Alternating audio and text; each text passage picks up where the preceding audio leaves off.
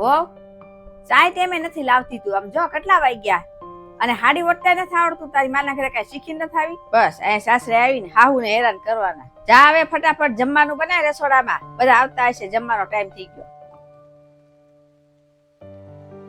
કેવી હો લાવ્યા છે, કાંઈ એને આવડતું જ નથી.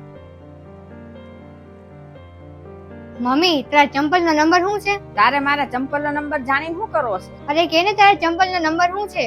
અરે તારે કામ શું છે મારા ચંપલ ના નંબર નું? અરે કેને? અરે પણ કામ શું છે એ તો કેમ ને.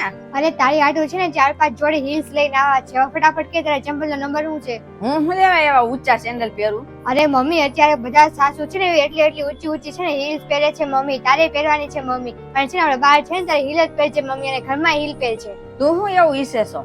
હું એવા સેન્ડલ ઊંચા પહેરી જાઉં અને પછી પડી જાઉં, ફ્રેક્ચર લાવું પગમાં? આ ઉંમરે હું એવા સેન્ડલ હું પહેરું? કોક મને ગાંડી સમજશે. ના મમ્મી અમારા અહીંયા એવું નથી હોતું. અમારા ત્યાં તો છે ને બધા સાસુમાં છે ને હીલ પહેરીને ફરતા હોય છે. તારે પહેરવી પડશે. બધા શું કહે માણસો શું વાતું કરશે? મારે કાંઈ એવા સેન્ડલ બેન્ડલ નથી પહેરવા. હું તો સાદા સંપલા જ પહેરીશ. અને પછી એવા પહેરીશ ને તો પડી જઈશ ને તો દવાખાના ખોટા ખર્ચા થાય.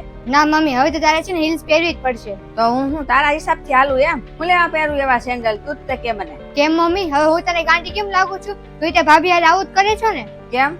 મેં એને શું કહી દીધું? ઠીક તો હવે તારો વારો આવ્યો તો તને નથી સમજાતું એમ મમ્મી? ભાભીને કેટલી ભારે હારી તે પહેરવાનું કીધું છે, અને અહીંયા લગી ટેટ છે ને માથું ઓઢીને રાખવાનું, ને મેકઅપ કેટલો બધો કરાવ્યો છે. અને જો મેં હાદા કપડા પહેર્યા છે ને તોય તે મને કેટલી ગરમી થાય છે મમ્મી. અને ભાભી તો ભારે હાડી પહેરી છે ને કેટલી ગરમી થતી હશે. હું ખુદ કપડા બદલાવા જાઉં છું. થોડુંક તો વિચાર કર ભાભી વિશે. ભાભીને જીવતા રાખવાના છે ને મમ્મી. મેં તને હીલ પહેરવાનું કીધું તું તો કેવું બોલી કે હું હીલ નો પહેરી એકું, મારે નો પહેરાય ને આમ ને તેમ ને. અને ભાભીએ કેટલી ભારે હાડી પહેરી છે. અહીંયા લગી આમ ઘૂંઘટ રાખવાનું, માથું ઓઢીને રાખવાનું, એટલો બધો મેકઅપ કરેલો છે. પછી દોડતા દોડતા બધે કામ કરવાનું. દોડતા દોડતા કે હાલતા હાલતા પડી ગયા તો પછી એનો ખર્ચો કોણ ઉઠાવશે? એની જવાબદારી કોણ લે છે? તને આ બધું નથી દેખાતું મમ્મી? અને ખર્ચાની ક્યાં હું વાત કરું જ છું. ભાભીને કાંઈક થઈ જાય તો તને કઈ ફરક પડવા નથી, કારણ કે એ તારી દીકરી છે જ નહીં, તારી વહુ છે. અને મમ્મી કાલ સવારે મારા સાસરે વાળા મારી હારે આવું કરશે તને કેવું લાગશે? પોતાની દીકરીની હારોહાર છે ને બીજાની દીકરીનું ધ્યાન રાખવું પડે. પોતાની દીકરી હમણાં કાંઈક થશે તો તરત દવાખાને લઈ જાય, અને વહુને કાંઈક થશે તો કાંઈ નહીં, કાંઈ થયું નથી, હમણાં સારું થઈ જાય એમ કહી દો તમે તો.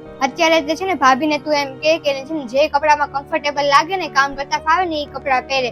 ભલે જીન્સ ટી શર્ટ હોય, ડ્રેસ હોય કે નાઇટ ડ્રેસ હોય, ગમે હોય. તારે એમાં કાંઈ નહીં કહેવાનું. છોકરીના છે ને સંસ્કાર જોવાના હોય, કપડા ન જોવાના હોય. કારણ કે ફેશન શો નથી ચાલતો કે કોઈ કોમ્પિટિશન નથી ચાલતી કે તું આવા ભારે ભરકમ કપડા પહેરાવે છો. અત્યારે તે ભાભીને કહ્યા છે કે જે કપડા પહેરવા ને કાલથી પહેરવા લાગે ને ન હોય ને તો નવા પાઈ આવજે તું. હા હા હું એને કહી દઈશ કાલથી ડ્રેસ પહેરશે. બસ હા તું લે તારી ભાભીની સાઈડ.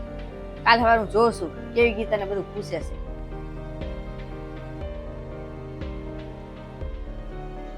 કેવી છોકરી છે મારી.